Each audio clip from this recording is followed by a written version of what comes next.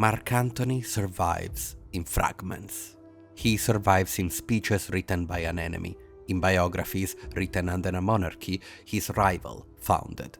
His memory lives in histories composed generations after the political settlement that required his failure. The problem is not that we lack material. The problem is that nearly every surviving narrative was shaped after 31 BC, when Gaius Octavius, by then Imperator Caesar Divi Filius, had secured power through victory at Actium and the capture of Alexandria in 30 BC. Plutarch, writing in the late 1st and early 2nd century AD, under Trajan and Hadrian, constructs Antony in parallel with Demetrius Poliorcetes, son of Antigonus I, general of Alexander the Great. The two characters are put in parallel because of something they have in common: brilliance entangled with appetite. So we know Antony from the voices of his enemies. Antony is a shadow, a secondary character in the story of someone else. And this is why Mark Antony is interesting. So today we are going to try and understand Antony. Truly understand him. Find him in between the pages written by his enemies. Between the emotional and theatrical Antony of Plutarch, between the more subdued Antony of Appian, between the monster of Cicero, and between the insignificant man of Velleius Paterculus. Let's get into it. As we already said, many, if not most, of the historians, the ancient historians who worked on Antony, tell his story from a specific point of view, a point of view that is against the man, because they live in the world his opponent created. A concrete example of distortion can be seen in the episode of the so-called Donations of Alexandria in 34 BC. Plutarch presents the ceremony as theatrical excess, golden thrones, Cleopatra styled as Queen of Kings, Caesarion proclaimed son of Julius Caesar, and Dio is on the same page, Cassius Dio. He tells us that Rome was in outrage. Yet Josephus, writing in the late 1st century AD, when describing Herod's position and the politics of the Levant, treats Antony's authority as structurally intact in the region. Josephus does not dwell over Roman scandal. He describes land transfers and client-king negotiations as matters of power distribution. The divergence indicates that the moral charge attached to the donation in which Antony gave, let's say, a lot of stuff, a lot of territory to the family of Cleopatra, well, that moral charge in Roman memory may have exceeded their immediate administrative impact. And even earlier, in 44 BC, the description of Antony's conduct at Caesar's funeral diverges. Appian describes the public reading of Caesar's will and the display of this blood-stained toga, inciting the crowd. Plutarch adds dramatic details about Antony lifting the robe on a wax effigy. Dio emphasizes the manipulation of emotion. Cicero, who was not present at the funeral, later attributes calculated demagoguery to Antony. We cannot really reconstruct the exact choreography. What we can observe is that each account shapes Antony either as orchestrator of mob violence or as executor of a ritual whose outcome exceeded intention. So which one is it? The historiographical problem with Antony is structural. Antony lost the final war of the Republic. The victor reorganized the memory. The Senate voted honors to Octavian. The name Augustus was granted in 27 BC. The narrative of moral renewal required a counter-figure. Antony's Eastern command, his association with Cleopatra, his exercise of extraordinary power under the triumviral settlement of 43 BC provided the material. Yet Antony is more than Actium. He had a long life. He served under Gabinius in Syria. He fought at Pharsalus in 48 BC under Julius Caesar. He governed Italy during Caesar's absence. He negotiated compromise with Marcus Aemilius Lepidus and Octavian in 43 BC, creating a legally sanctioned triumvirate through the Lex Titia in November 43 BC. each episode predates his final collapse, each must be evaluated in his own context, and rarely is looked at from his point of view. Sadly, we possess no letters written by Antony that survive independently. We hear him through the hostile citation or later narrative reconstruction. Understanding Mark Antony, therefore, begins with constraint. The sources are abundant, yet structured by outcome. They disagree in tone, in emphasis, in motive attribution. They preserve events, of course, Pharsalus in 48 BC, the Ides of March in 44, Philippi in 42, the Parthian campaign in 36, Actium in 31, but they embed them within interpretative frames. We cannot recover Antony's interior life. We cannot verify many of the speeches placed in his mouth. We can reconstruct offices held, laws passed, armies moved, money levied, marriages contracted, alliances formed. We can observe how Cicero's rhetoric escalates between September 44 and April 43. We can compare Appian's chronology of the Mutina campaign in 43 with Cassius Dio, sequencing. What remains is a figure who operated at the center of the Republic's terminal generation, alongside Publius Clodius Pulcher in the 50s BC, under Julius Caesar in Gaul and Greece, against Decimus Brutus at Mutina, besides Lepidus in the triumviral settlement. Oppose, of course, Octavian. But first, we need to start from the beginning. Marcus Antonius was born in 14 January 83 BC, into a house already marked by execution. His grandfather, also Marcus Antonius, and known to later writers as Antonius the Orator, had been consul in 99 BC and censor in 97. Cicero, in the Oratore, preserves him as an exemplar of republican eloquence. In 87 BC, during the violent re-entry of Gaius Marius and Lucius Cornelius Cinna into Rome, Antonius, the orator, was seized and killed. Appian, in civil wars, placed the execution within the Marian purge of the sympathizers of Sulla. I have 2 videos about Marius versus Sulla if you are interested in the context, by the way. Plutarch, in the Life of Marius, describes Antonius' head displayed in the forum, a warning to senatorial opponents. The date, 87 BC, places the event 6 years before the birth of the future triumvir. Yet, this is a foundational moment in the history of Antony. The killing of a former consul without formal trial was not unprecedented by that point, but it was still politically charged. The Marian regime used lists and targeted violence. Appian describes heads fixed to the rostra. The Roman elite understood execution as a public act of status annihilation. To be killed was one thing, to be exhibited was another. The grandson grew up in a Rome where consular dignity had proven reversible. His father, Marcus Antonius Creticus, held the praetorship and later a command against pirates in the Mediterranean around 74-71 BC. The cognomen Creticus derived from that campaign, though Plutarch in the Life of Antony presents it ironically, suggesting the campaign was ineffective. Cicero, in Against Verres, alludes to Antonius Creticus' failures and debts. Whether the command was genuinely incompetent or undermined by inadequate resources remains debated. The Senate in the 70s BC was struggling to address piracy before the extraordinary command granted to Gnaeus Pompeius Magnus by the Lex Gabinia in 67 BC. Antony's father died in 71 BC, leaving debts. Plutarch states that the household fell into financial difficulty. The scale is unclear. Roman aristocratic debt was common, especially among families maintaining political visibility without continuous office. You would invest a lot to get an office, and well, if you don't win, that's a problem. On his mother's side, Antony was connected to the Julii. His mother, Julia, was related to Julius Caesar. The exact degree of kinship is uncertain. Plutarch mentions the connection without genealogical precision. This link did not guarantee political advancement, but it placed Antony within the network of elite families navigating the aftermath of Sulla's dictatorship. The execution of Publius Cornelius Lentulus Sura in December 63 BC further marked Antony's immediate kin circle.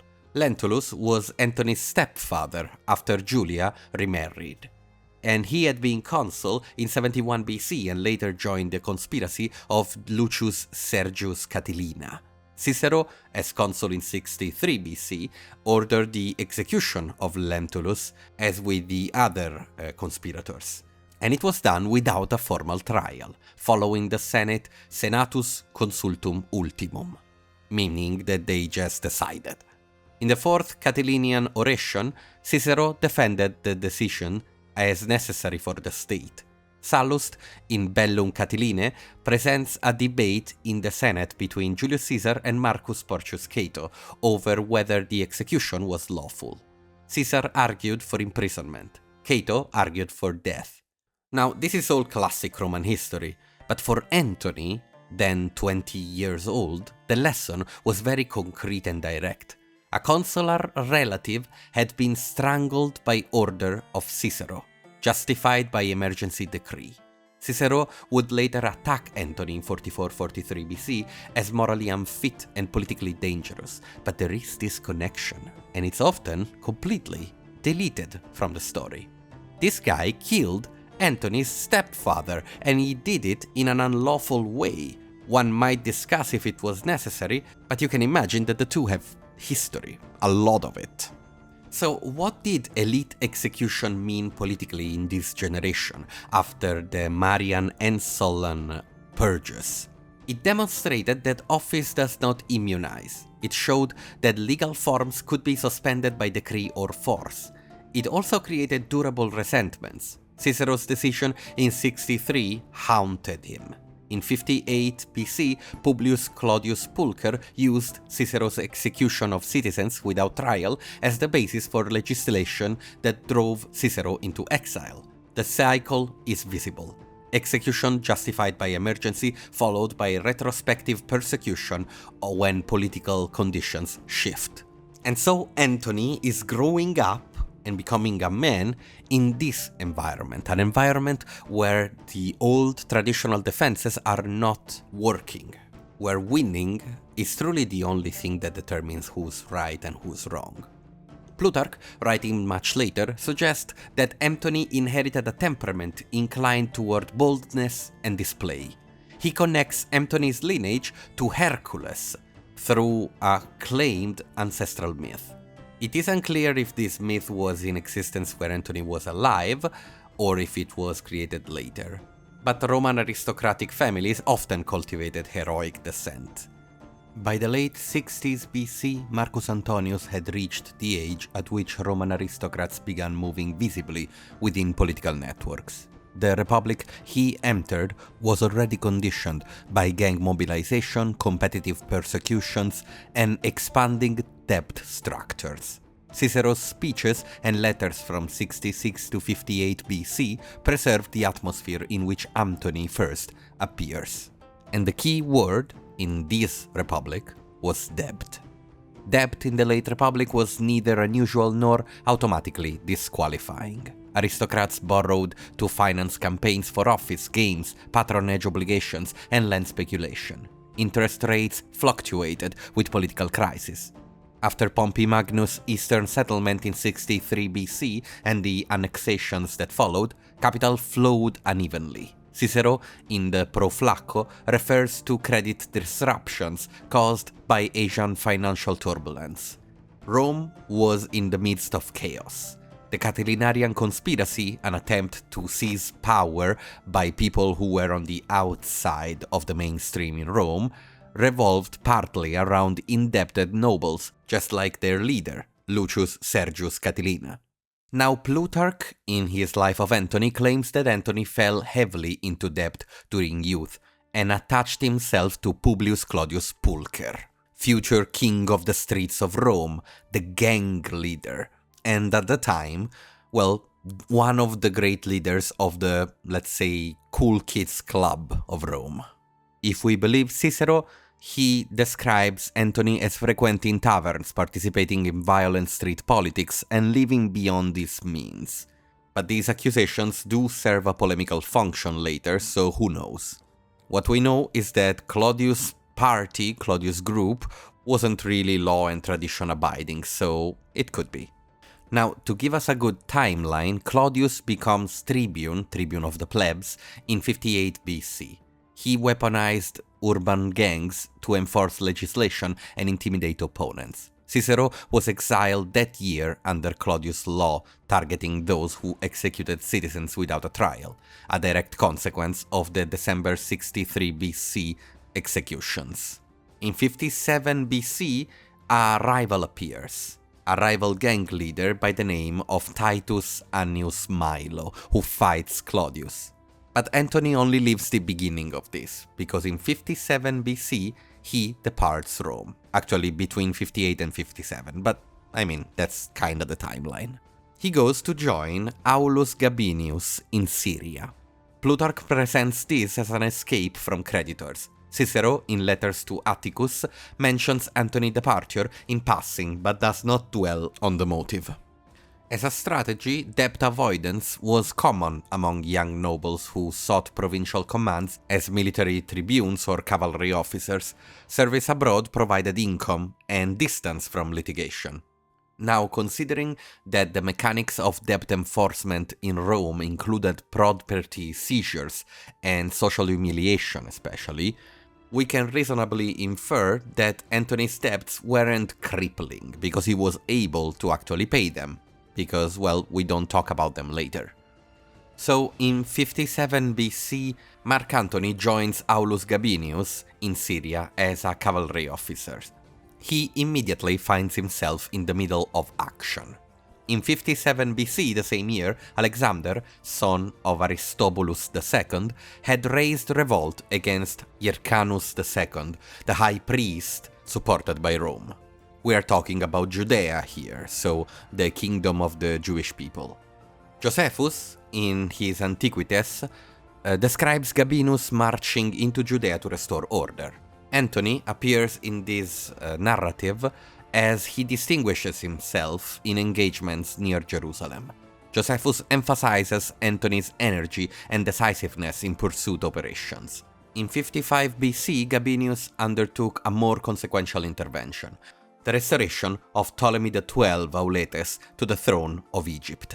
Ptolemy had been expelled from Alexandria in 58 BC by a popular uprising that elevated his daughter Berenice IV. He sought Roman assistance. This, of course, is kinda the same situation we'll find Cleopatra and his brother later, so this is kinda the Ptolemaic standard. Now, this campaign of Gabinius is, well, controversial, as apparently, at least in the opinion of Cicero, it was illegal. He intervened without Senate authorization, likely influenced by promises of payment. Plutarch asserts that Antony commanded cavalry during the Egyptian expedition and earned local admiration for discipline and restraint. So, when he later comes back to Egypt, he is already known. He adds that Antony encountered Cleopatra, then approximately 14 years old, during the campaign. This claim rests solely on Plutarch's narrative. No contemporary source confirms a meeting in 55 BC. Cicero, who corresponded widely about the Egyptian affair, does not mention Cleopatra in connection with Antony at this date. Cassius Dio recounts Gabinius' intervention, but omits any youthful Antony-Cleopatra encounter. The possibility cannot be excluded, of course, but it's probably Plutarch giving us a good story as usual. Now, at this time, Rome was dominating the East through a system of client kings, and this system was clarified during these campaigns. Gabinius' unauthorized action led to persecution upon his return to Rome in 54 BC. He was charged under the Lex de Maiestates and the Lex Julia Repetundarum, so he was persecuted for treason and for corruption. And yet, the system was clarified, as we said, because money still changed hands, and the kings still were placed and moved and removed based on economic contribution. So we have these client kings who can kinda manipulate Rome in a certain sense with their money.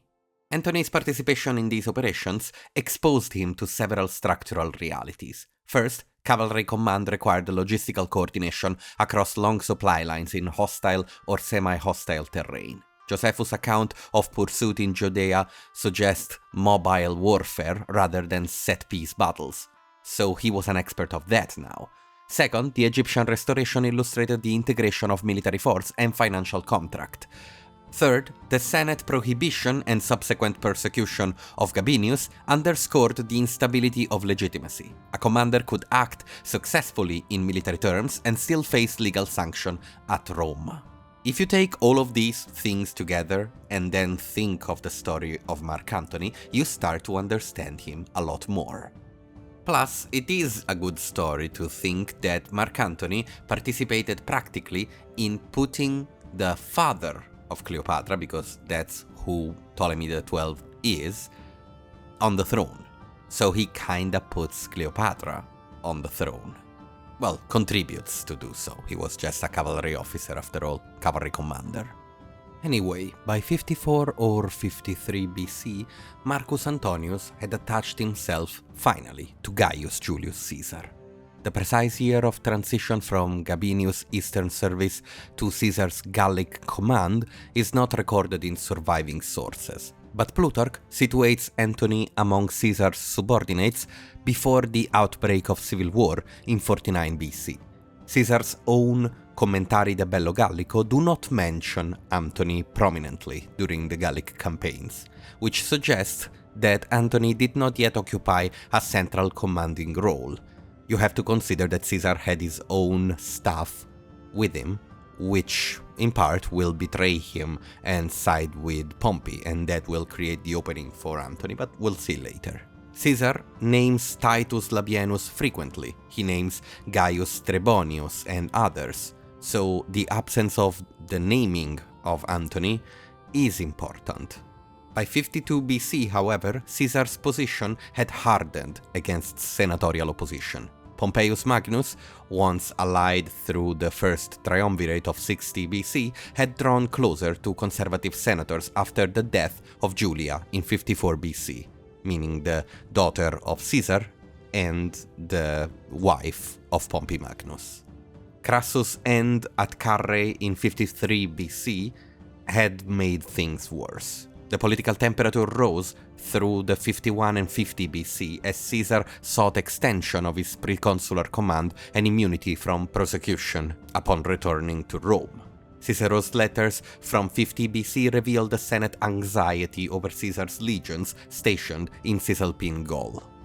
Of course, we have talked about this ad nauseum. We have a Pompey video, 2 Pompey videos actually. We have a Crassus video, we have a Caesar video, so if you want details about the war itself, context is waiting for you in those. But here we focus on Antony.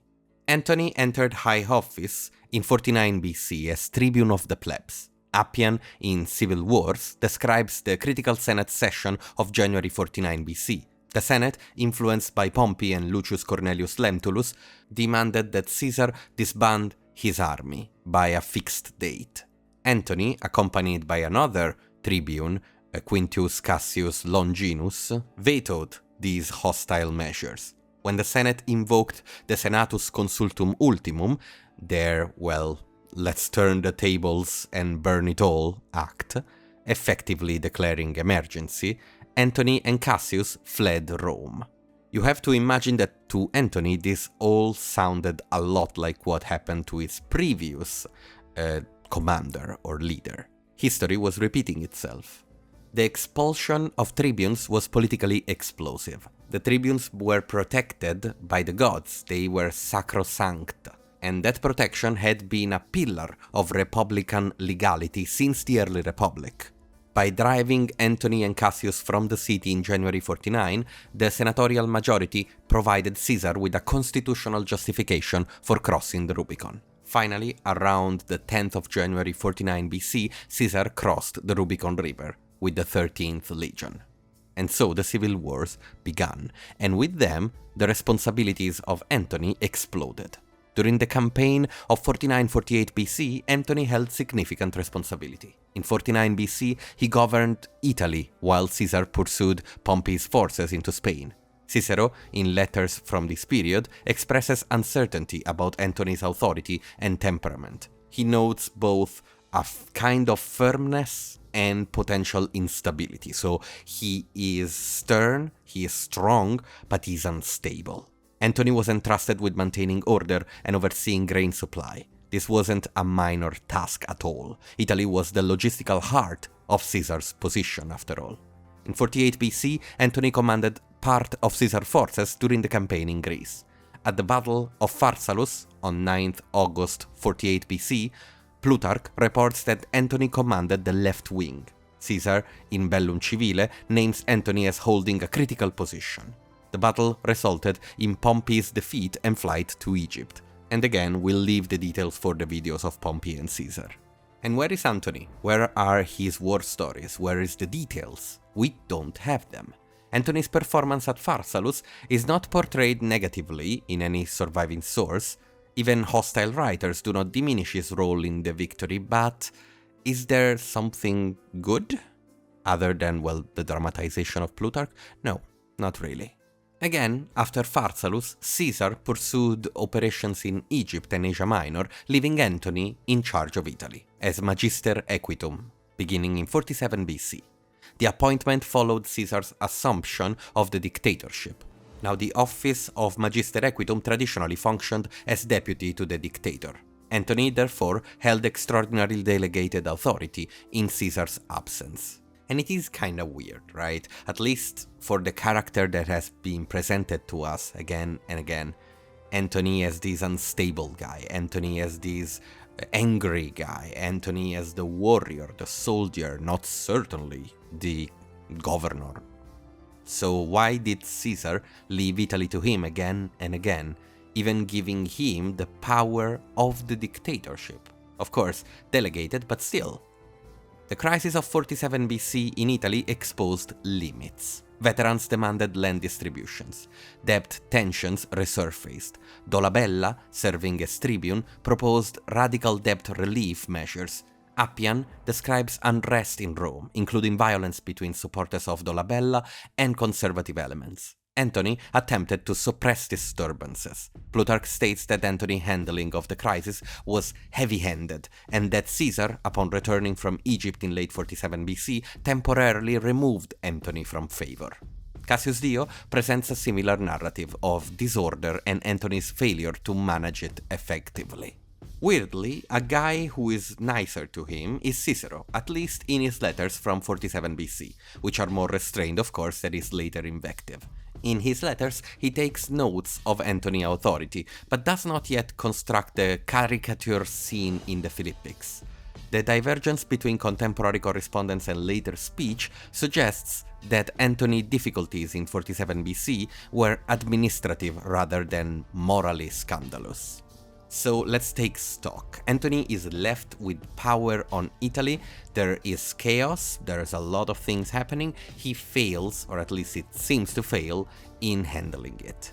But it doesn't seem to fail on a moral level. So he is not the bloodthirsty, hyper heavy-handed guy who does too much and maybe spills some blood. He is more, well, not up to par to the task that has been given to him, or maybe it wasn't expected that the task was gonna be this difficult. We can, of course, consider that after being betrayed by a lot of his general staff, a lot of his best men during the Civil War, Caesar probably gave loyalty a high regard in this period. And yet, Caesar did sideline Antony for a time. In 46 BC, during the African campaign culminating at Thapsus on 6th April 46 BC, Antony did not occupy the central command role he had at Pharsalus. Lepidus gained prominence in Rome during parts of Caesar's absence. The reasons are debated. Plutarch attributes Caesar cooling to Antony's indulgence and mismanagement. Cassius Dio implies dissatisfaction with discipline. No surviving document from Caesar explains the decision. It may have reflected pragmatic reassignment rather than moral rupture, we don't know. By 45 BC, after the Battle of Munda in Spain, Caesar emerged as unchallenged master of the Roman world. Antony resumed proximity almost immediately.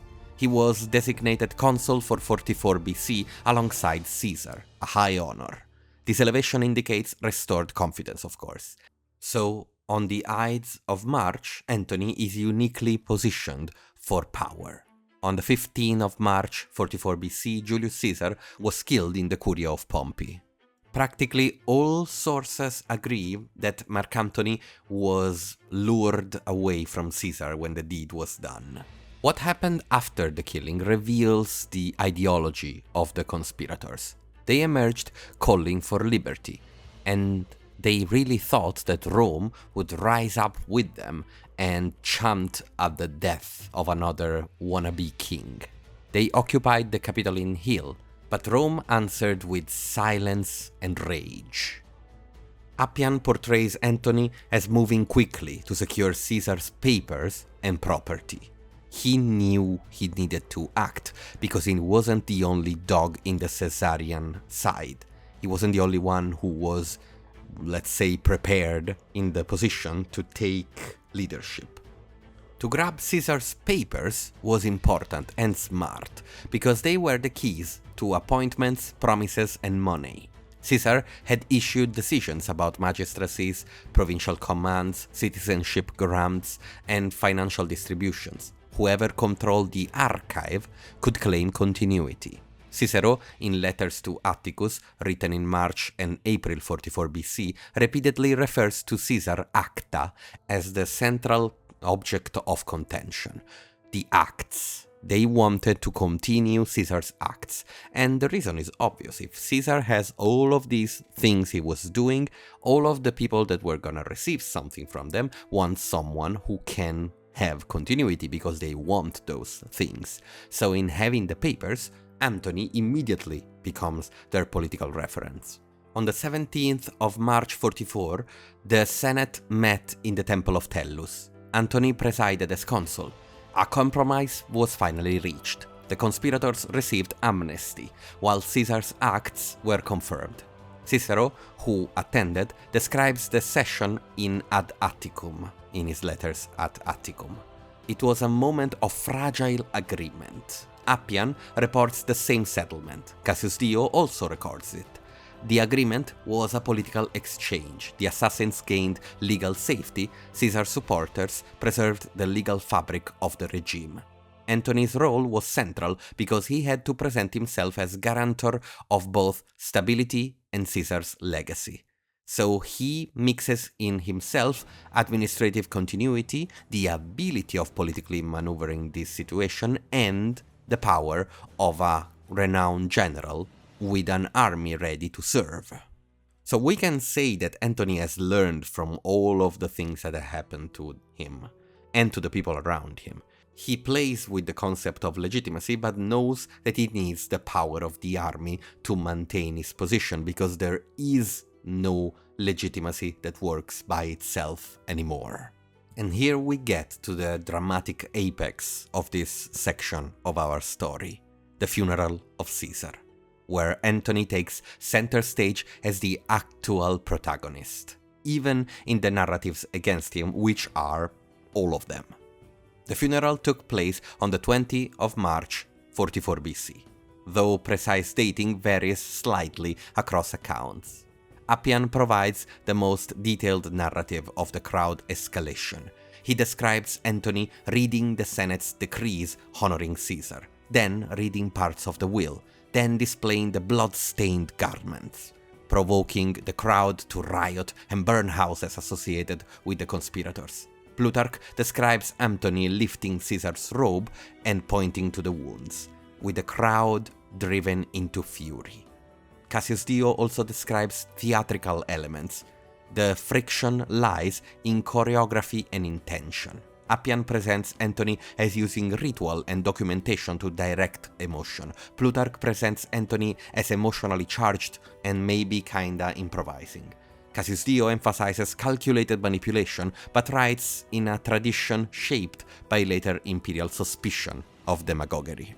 So Antony is able to weaponize the hatred of the crowd for those who killed Caesar, but the truth is that Claudius and Milo had already hypercharged the Roman population. The city possessed a repertoire of political riot. Antony's actions aligned with that repertoire, of course, but he is not the creator of that. It's a weapon that was already out. It is Cicero, actually, that we can turn to in order to complicate the later image of Antony as immediately tyrannical.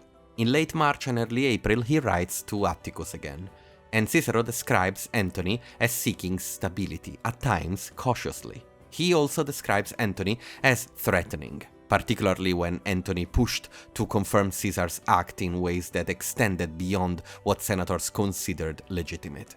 Cicero's tone shifts as Antony's power consolidates. So if we believe him, we can consider that Antony was more, soft, he was more of a politician when he didn't have the situation tightly in his hands. And when he did, he started acting more tyrannically. Maybe more like a military commander. The question of Caesar's papers is where source comparison becomes most concrete. Cicero asserts later in the Philippics that Antony forged decrees and sold offices, pretending they were Caesar's actions. Appian reports disputes over whether certain measures were genuine. Cassius Dio implies Antony used the ambiguity of Caesar's unorganized papers to expand his power. And yet, no surviving archive allows for verification. We do not possess Caesar's original drafts. We do not have the alleged forged documents. We have only accusations and later narration. What we can say is that Antony controlled the physical papers and the state treasury access associated with Caesar's household. Lepidus, as Magister Equitum, or as leading Caesarian, held armed forces in the city. Dolabella, as consul designate and tribune earlier, sought a higher position, so there was a whole constellation of Caesarians acting. And in comes the best of them, or at least the most dangerous. Caesar's nominated heir.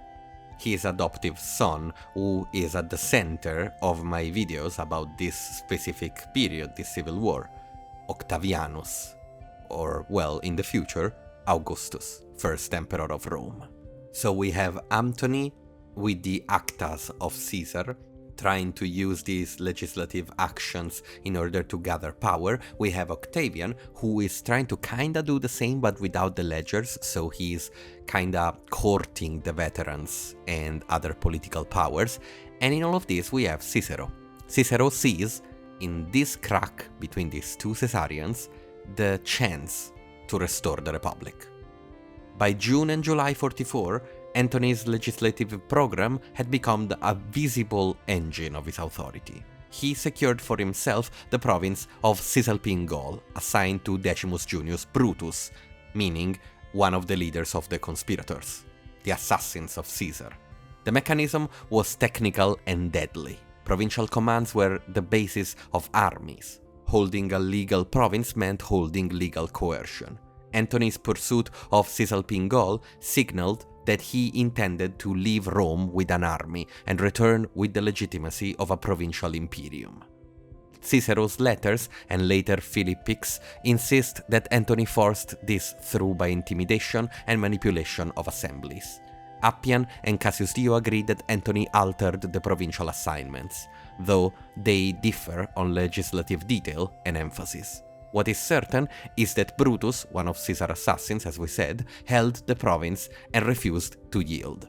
The conflict therefore became a contest between two claims of legality, Caesar's assignment to Brutus and Antony's later ratification through the assemblies of his own imperium.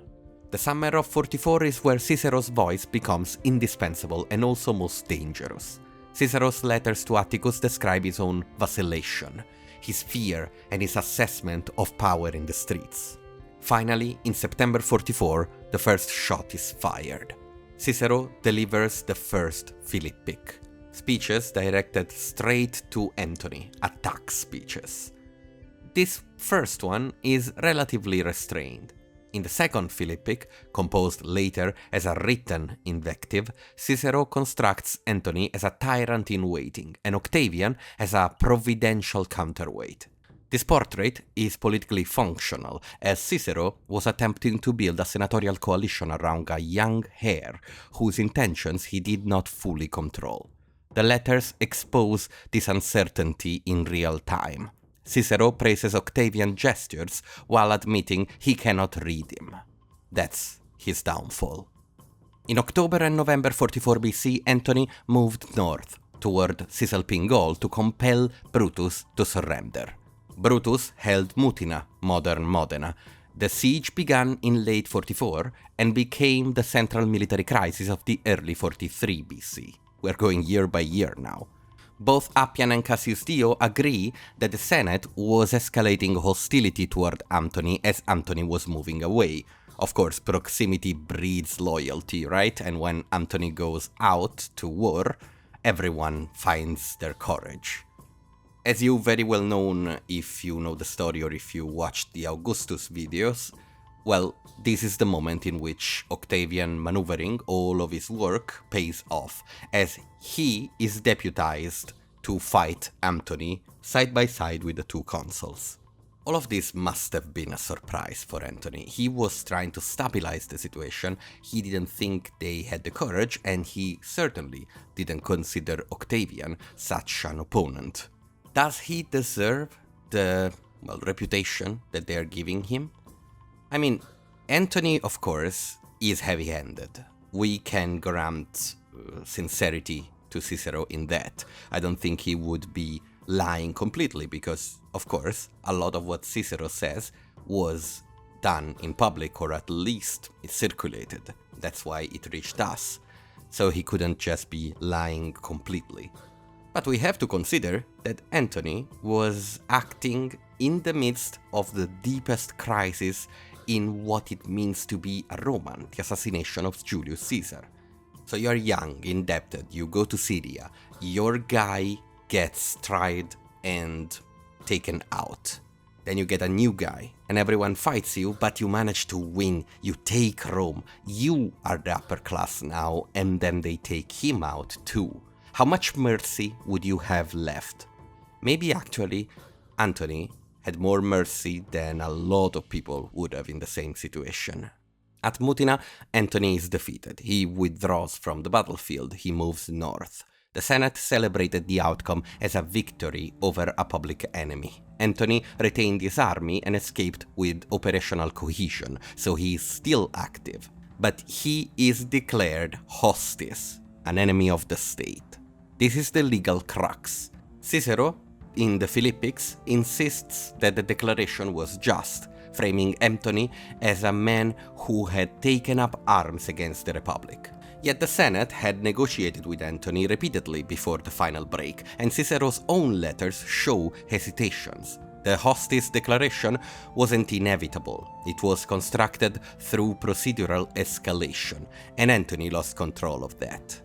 Antony's miscalculation, if it can be called that without imposing psychological certainty, lies in the interval between Mutina and the triumviral settlement, the time where he meets with Octavian and Lepidus and finds a way to structure the Republic under them. After withdrawing from Mutina in late April 43, Antony joins forces with Marcus Aemilius Lepidus in Transalpine Gaul. Lepidus held an army and a governorship. The Senate attempted to keep Lepidus loyal. Lepidus drifted away toward Antony. After all, Antony was an old comrade of Lepidus, and you have to consider that the Senate just betrayed Antony from Lepidus' point of view, so why work with the Senate? So what was the miscalculation between Mutina and the Triumvirate? Antony miscalculated how quickly Octavian could create an independent military base. Antony had treated Octavian as a claimant to be contained, perhaps bought off, perhaps blocked from Caesar funds, perhaps kept from the veterans. He didn't really know how to handle him. The sources agree that Antony initially resisted handing over property and political recognition. Appian emphasizes Antony's reluctance to share Caesar's resources. Cicero asserts Antony wanted to exclude Octavian to monopolize Caesarian legitimacy. All of this is very interesting, but doesn't help us to understand Antony. Because sometimes we look at Antony in this situation and we think of him as an idiot. The idiot who couldn't see. But it's very easy for us who know how things will go to say that, right? Octavian at this point is a kid. Everyone is underestimating him. Everyone doesn't understand the threat. The same Cicero who tells us how stupid Antony is the same guy who gets manipulated and used by Octavian. And then, well, he will end very badly for that. On the other side, was Octavian just a genius? It is more realistic to think about this situation as what it was. Complete and utter chaos. Things were unfolding so quickly, so fast, that it was completely impossible to make plans that would stay coherent. The truth is that most probably Octavian was lucky. Very, very lucky. He was maneuvering second by second, minute by minute, and how was he able to do it better than Antony? Loyalty. At the center of my 3 videos about Augustus is the 3-headed dragon that Augustus is. He was 3 people: Octavian, Agrippa, and Maecenas. On the other side, Antony came from a life where loyalty was constantly in question, and in his political action right now, he was working through a problem of loyalty. So that's probably the real advantage, the real point of difference.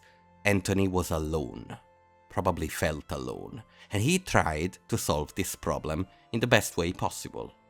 In November 43 BC, the Roman state created a new office that was neither magistracy in the traditional republican sense, nor an informal military coalition.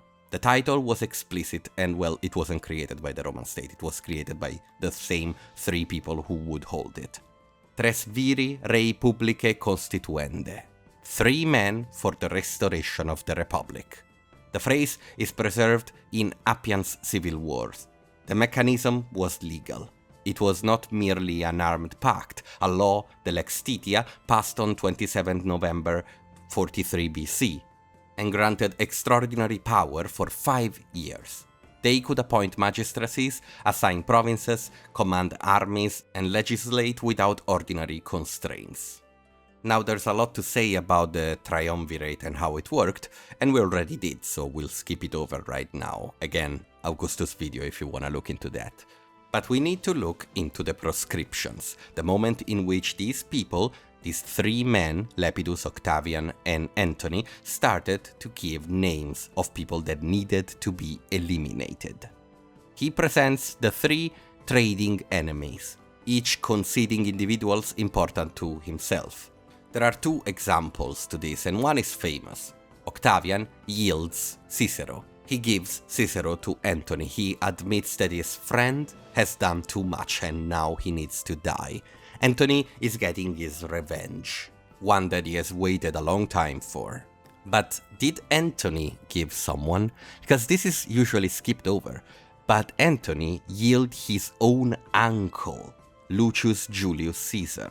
So again, if we look at that, we see negotiation more than Antony being the bratty kid who wants his enemy dead and Octavian reasonably giving him to him. So that's the story, right? Antony asks for Cicero, Octavian gives it to him, and Cicero gets killed. Can we be sure of that? The question of who insisted on Cicero's inclusion is central and cannot be settled cleanly. Plutarch's Antony appears personally vindictive, and the Fulvia anecdote, meaning the story in which Fulvia, the wife of Antony, asks for the head of Cicero since he wasn't really nice to her, to put it lightly, strengthened this impression. Cassius Dio version reinforces moral condemnation. Appian bargaining narrative implies shared responsibility with Octavian participating a little bit. Now, we're talking about this because Octavian had benefited from Cicero's senatorial alliance, but with the end of the alliance and Octavian imposing himself on the Senate and allying himself to Antony, Cicero had become a problem. One could imagine a world where Cicero wasn't killed and he keeps writing and talking and he keeps hitting Antony, and now maybe Octavian. And the words of Cicero were deadly. He was capable of moving things. He was a capable politician and an incredible orator. So, well, the point is that Octavian must be distanced from direct cruelty to preserve the Augustan image, and most of what we get is from Augustan historians, people after Augustus, so ingrained in the ideological system created from the empire, and Cicero. But Cicero doesn't write about his own death, he just dies. So if we are reasonable, and where we cannot know we put our point in the middle, well, Antony becomes the scapegoat for this one. He of course hated Cicero, he had very good reasons to want him dead, but Octavian had very good reasons too. He doesn't concede Cicero, he wants Cicero dead. But let's move on from Cicero's death into the 42 BC, where the Roman world was divided into two armed coalitions. In the west, the triumvirs. In the east, the conspirators. Antony takes the lead in the war against the conspirators. He moves with Octavian and mainly with Agrippa, who is the head of the dragon, the three-headed dragon we talked about, that handles military affairs.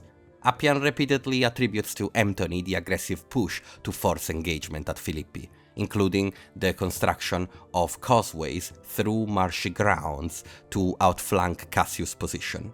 Cassius Dio similarly credits Antony with tactical initiative. Plutarch presents him as energetic and personally engaged in siege works. Octavian, by contrast, is described in several sources as ill during parts of the campaign. Plutarch states that Octavian was sick and absent from large portions of the fighting. Again, since this video is large enough, we will not go into details about the Battle of Philippi. The point is that the triumvirs crush the conspirators and kill them all. Them personally, not necessarily the army, of course. And, well, Antony is the one who actually leads it. So he is, well, could be excused to think of himself as the first among the triumvirs. But here comes an important moment.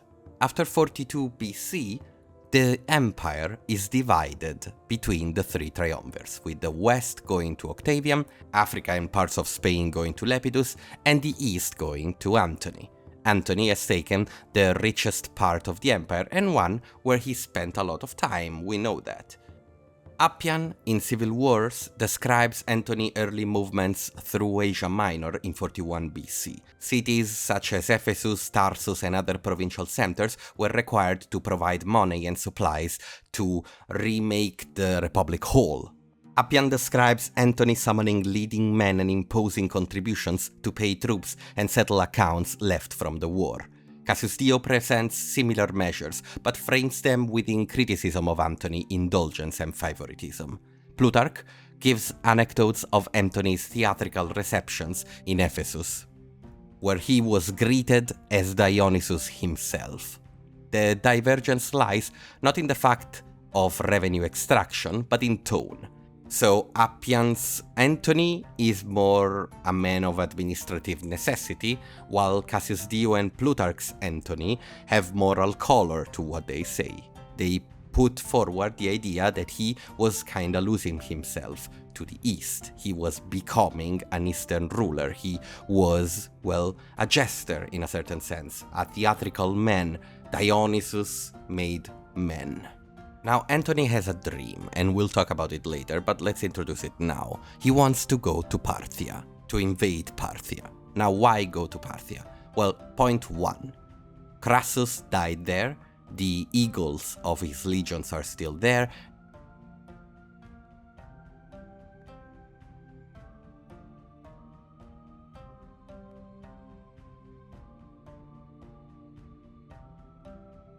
You need to avenge the defeat at Carre.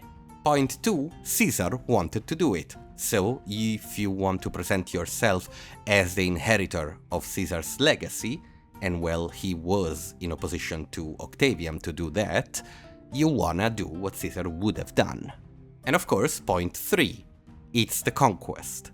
Antony is trying to do what those before him did.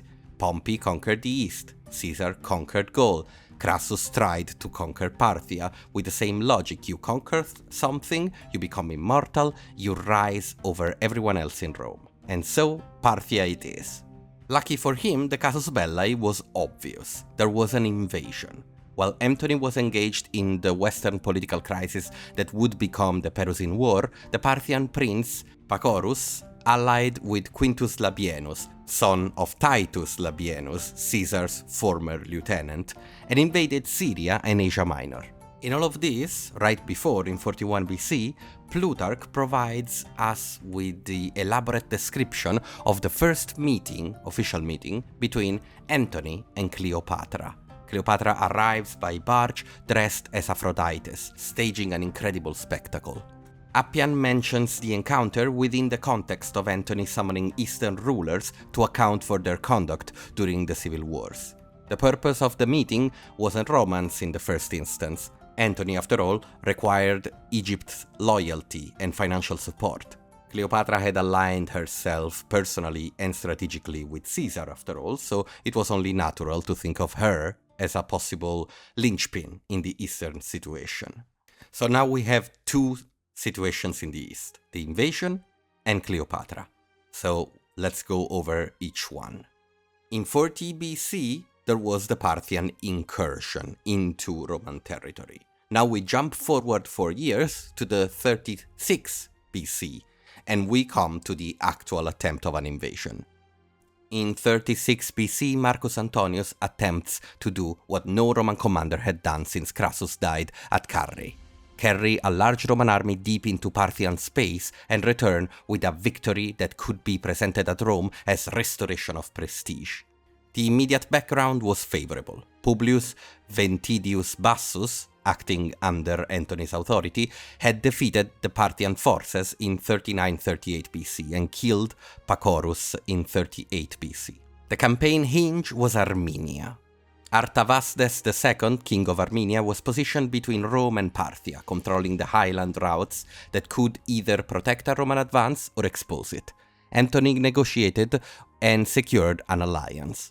Antony assembled a large force. Plutarch gives figures that, as with many ancient numbers, cannot be treated as exact. Yet all narratives agree the army was heavy with legions, cavalry and allied contingents, totaling around 100,000 men. But this is not gonna be a story of glory, it's gonna be a story of problems. And the first problem is supply. To supply such a force deep into Parthian territory was going to be an incredibly difficult endeavor. The second problem was that he was going to have to fight sieges, and both Plutarch and Cassius Dio emphasize Antony's dependence on a large siege train, including heavy engines carried with the army to reduce fortified cities. And here comes the disaster. The linchpin of the campaign was to take a city, Fraspa, a stronghold and capital of the Parthians, linked in the sources to Parthian alliance networks, the center of their power. The problem was that Antony wanted to move fast. He was Caesarian in his strategic attempt, so he left his siege train back with a little guard and moved his army fast into the enemy territory. The Parthians cut the siege train and destroy it. The loss is catastrophic. It eliminates the possibility of achieving strategic objectives. With winter approaching, Cassius Dio emphasizes the accumulating attrition. The sources differ on the exact timing of the retreat decision, but they agree that Antony withdrew with his army intact in structure, yet under constant pressure. The retreat became the campaign itself. Antony's retreat route ran back through harsh landscapes toward Armenia. Parthian forces shadowed the Romans, seeking to exploit moments when formation loosened or when men broke for water and forage. Plutarch describes episodes of relentless harassment. Cassius Dio provides the sharper military explanation, describing feinted withdrawals and sudden envelopments typical of cavalry-dominant warfare. Both describe heavy losses, thirst, hunger, and moral strain. Neither gives a precise casualty number that can be trusted. And allow me a little opinion here. It is fascinating to see that both Caesar and Antony fail in using the same strategic approach.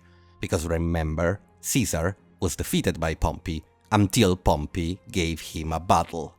Before, Caesar was wasting away in Greece during the end of the Civil War. Pompey had him exactly where he wanted.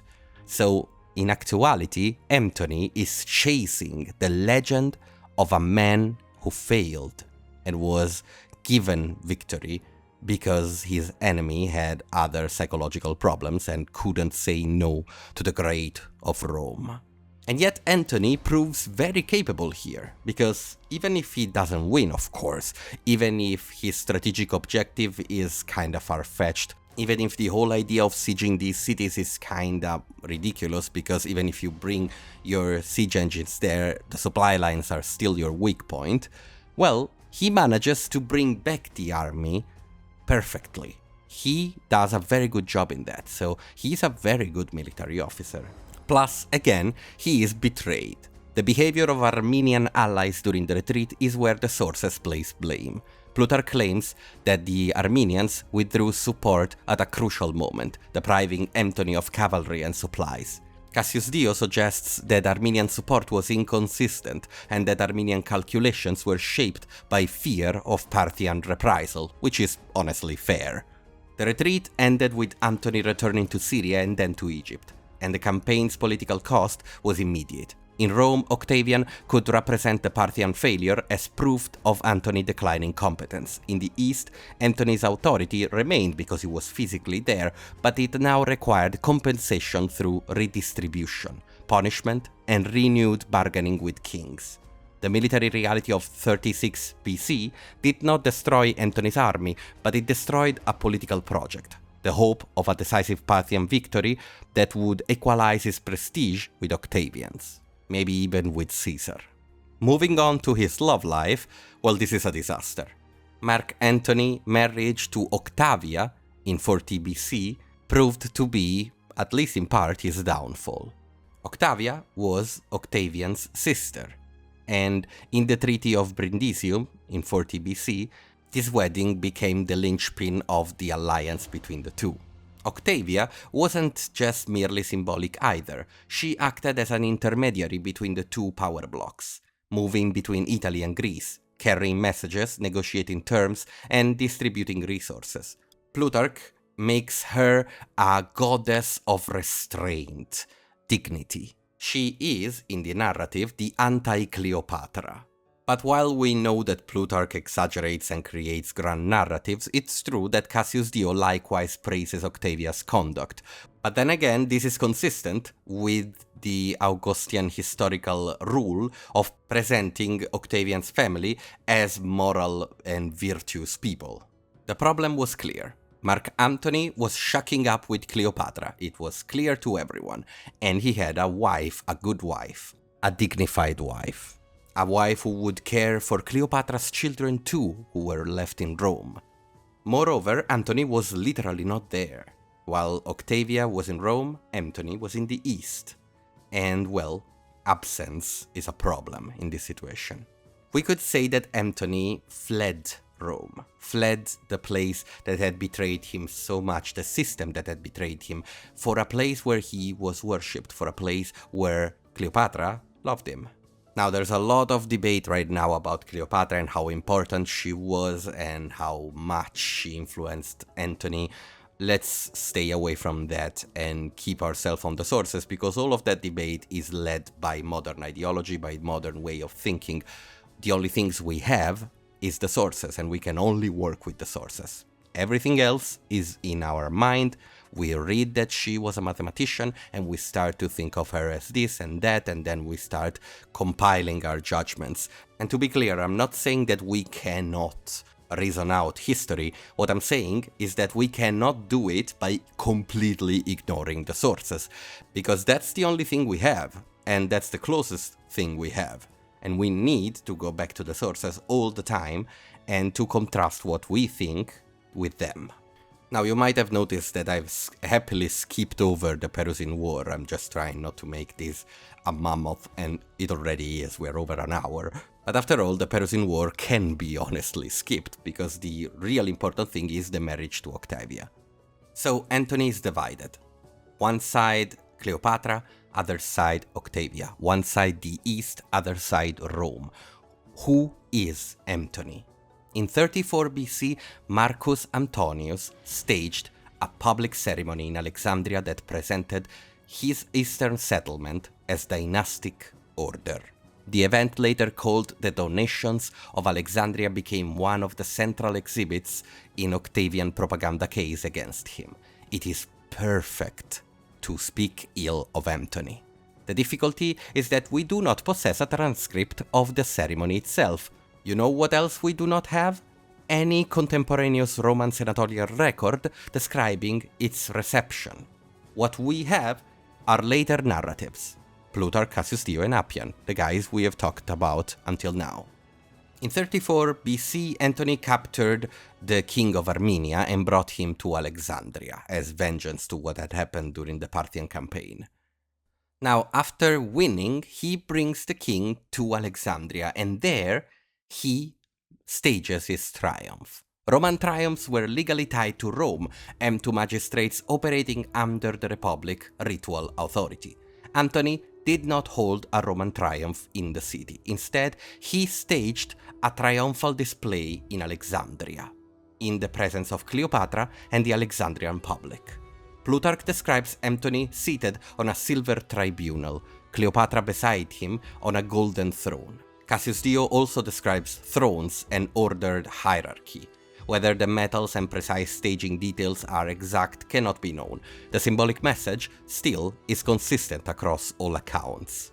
The titles and allocations reported by the sources are specific. Cassius Dio states that Cleopatra was proclaimed Queen of Kings, that Caesarion, the son she had with Caesar, was proclaimed son of Julius Caesar officially and given elevated status, and that Antony and Cleopatra's children received territories. Alexander Helios associated with Armenia and Media, Cleopatra Selene associated with Cyrenaica and Libya. Finally, Ptolemy Philadelphus associated with Syria and Cilicia. Now we're presented by the official narrative with this being a bomb. But let's be also fair. The crisis unfolded through narrative preparation and political staging over the 33 and 32 BC, so years. That sequence suggests that the donations were not, by themselves, treated as a legal casus belli in real time.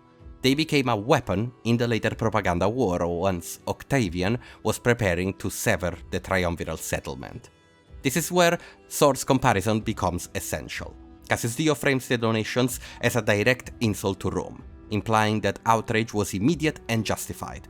Plutarch presents it as part of Antony's gradual drift into Eastern monarchy, emphasizing the moral and cultural transgression.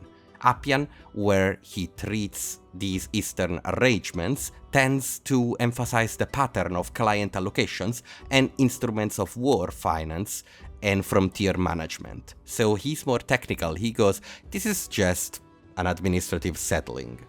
Now, I might be exaggerating the Appian reaction a little bit too much, but it's just to let you understand the different point. Of course, he too sees it as a problem. What we cannot know is what Antony believed he was doing with respect to Roman legality. There are plausible readings that do not require psychological certainty. He may have intended the allocations as provisional, contingent on future war with Parthia and on the stabilization of the eastern frontier. He may have intended to build an Eastern dynastic structure to secure loyalty and revenue independent of Italy. He may have intended primarily to bind Cleopatra resources permanently to his military project. The sources do not give his internal explanation at all. They give only the public act and its later interpretation, so we do not know what he wanted to do. And what about Cleopatra? The reason why I haven't gone into their love or attempted details or tried to say, no, she wasn't deeply in love, it wasn't a love story, it was a strategic cooperation, is that we know nothing. It is all narrative, it is all stories. So maybe you will tell me what was happening there. Please leave a comment with your idea. Now in 32 BC there was the masterstroke. Octavian obtained and publicized Marcus Antonius' will.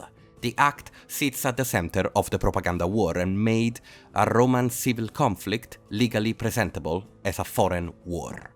The sources agree on the broad outline. In practice, the will would give Cleopatra and their sons Roman territories. Kind of independence, if you want to put it like that. It was kinda a donation of Alexandria 2.0, nothing more than that, but you know, it's bad because he's giving something that is not his. His will talks of Roman territory, of the Roman Empire, not just of his personal stuff. Yet we find ourselves again in a content problem. We do not possess the will. We only have later authors describing what Octavian said it contained. Even if the will did contain burial instructions, that does not automatically imply transfer of sovereignty. Roman elites often wrote wills with personal provisions that could be made politically explosive by hostile reading. The question is not whether Antony had private ties to Alexandria and wanted to be buried there. The question was whether those ties were presented as constitutional betrayal. So did Octavian take all of this and use a little rhetoric staging in order to make the will sound very, very, very bad? With Cicero dead and almost no other contemporary voice, we leave the narrative to Cassius Dio and Plutarch. And of course, they are on Augustus' side. Antony's response, insofar as it can be tracked through later narrative, was structurally constrained. His power base was in the east, his audiences were Greek cities, client kings, and Egyptian resources. Octavian's audience was Italy and the Senate. The propaganda war thus exploited geography. Octavian could hold assemblies, distribute money, stage readings. Antony could issue proclamations and marshal fleets. But he could not easily correct Italian perception without returning to Italy. And returning would mean risking immediate military confrontation on an unfavorable political terrain. Understanding Antony here requires seeing him not as a passive victim of propaganda, and not as a man simply captured by Cleopatra. He was a political actor who had publicly bound his authority to Alexandria through ceremonies and family structure. Then he left Italy without a stable proxy once Octavia was removed from the public interface because she just left the public life. Those choices, whether their internal motives are, created the conditions under which Octavian's seizure of the will could function. It was the beginning of the end. In the Battle of Actium, Antony and Cleopatra were soundly defeated by Agrippa and partly Octavian. Again, if you want the details of all of this, it's in the second Augustus video. What we care about here is that while Antony was fighting, Cleopatra fled and disengaged. It is probable that this didn't change the battle at all, by the way. I mean, Agrippa had things under control. And yet, it is kinda sad to think that again Antony is betrayed. Again, he is left alone. But he cannot let go. He follows her. He follows her to Egypt. Did he have any other chance? Could he maybe ask for mercy and live his life in Rome? Possible. Maybe. I don't know. Maybe he followed Cleopatra thinking he could strategically defend Egypt or regroup. Maybe he followed her because of love. What we know is that after Actium, Mark Antonius did not cease to exist as a military actor, but he ceased to be a credible hub for other men's loyalty. The collapse that followed was not an instantaneous annihilation, but a sequence of surrenders, resource failures, and psychological disintegration under siege conditions. The end occurred in Alexandria in 30 BC. Antony reached Egypt with Cleopatra and what remained of their movable resources. Plutarch depicts a period of withdrawal and attempted restoration of morale in Alexandria, including feasts and ritual performances. Cassius Dio emphasizes the tightening strategic net as Octavian advanced. Appian's surviving narrative is honestly thin here, but where he overlaps, he confirms the rapid unraveling of Antony's support across the Eastern Mediterranean after Actium. The military collapse mechanics in 30 BC are traceable in outline. Octavian advanced, making it clear he was ready to accept surrender instead of killing everyone. So the key cities and kingdoms that had supported Antony recalculated. In the spring, Octavian approached Egypt through Syria and then moved into Alexandria. The city was defensible but not invulnerable at all. Egypt's strength lay in its grain and treasury, not in a field army capable of defeating Rome in open battle once allies deserted. Plutarch understands drama when he describes a last cavalry charge. Mark Antony was a cavalry commander, after all, and it had brief success, but quickly dissolved. The Roman political culture contained a long lineage of self-eliminating, framed as a refusal of capture and as preservation of dignity, and Antony enters this tradition. In this context, Antony's end could be narrated as either noble Roman consistency or pathetic collapse, depending on the writer's political inheritance. Of course, the central narrative is given to us by Plutarch, because it's the most dramatic part. Antony, misled by a report that Cleopatra was dead, stabbed himself and was brought to her in the monument where she had retreated. So Antony's end is presented as the culmination of folly. Did this ever happen? We cannot know. Maybe they cannot know. In a certain sense, we have to believe. And so this was the end of Antony. Mark Antony, who rose from being an indebted kid to ruling half of the Roman Empire to falling to his own sword, probably. Mark Antony, who has no voice in history, who was left alone by writers who cared more about Augustus. Mark Antony, who became the bad guy in a story that is not his to tell. A man turned cautionary tale, the product of instability, fear, lack of faith in institutions, because the institutions betrayed him again and again. We cannot truly understand Mark Antony because we have no access to him, but I do hope that looking critically at a lot of the points of his life has allowed you to make your own opinion. Let me know. Let me know what you think and how you understand Mark Antony. Have a good one.